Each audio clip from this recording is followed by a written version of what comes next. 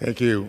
First of all, thank you to the chair, Chairwoman Fox, for remarkable visionary leadership.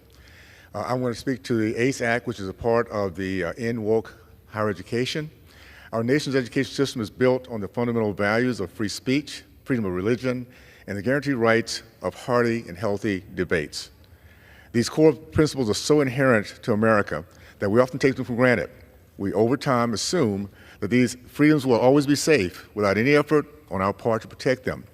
Unfortunately, this is not the case. A glance at our university system reveals a troubling trend: ideological conformity and intolerance, when not compliant, is undermining academic freedom. This is systemic acceptance of a new litmus test in the accreditation world. Institutions of higher learning are facing immense pressure from creditors to conform to the anti-American Marxist doctrine of DEI and critical race theory, or losing access to federal funding.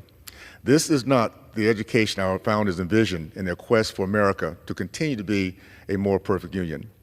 My dad was a college professor for 40 years at Florida A&M. Being raised in Tallahassee, Florida, in the shadows of FAMU and Florida State, I remember distinctly the era when our nation's colleges and universities prided themselves on merit, competition, and in that era was also classrooms that valued free speech, free exchange of ideas, and higher standards that were proudly taught. Fast forward to 2024, throughout our nation, religious institutions and conservative colleges that seek to teach their own values, the same values that students are signing up for and paying for, they risk losing federal funding by doing this process, by teaching this process. The ACE Act brings this attack on the foundation of our American culture to an end. It allows every educational institution in our country to return to its original mission, which is to educate students in American tradition of free and open debate, to allow for the training of critical thinking skills and to prepare them to enter and succeed in America's innovation and diverse workforce. The ACE Act reinforces the autonomy of every school to develop their own curriculums and policies without undue pressure to conform to the Marxist agenda pushed by politicized accreditation bodies. Most importantly, this upholds our constitutional right of free speech, which is fundamental to preserving the legacy of freedom for all future generations.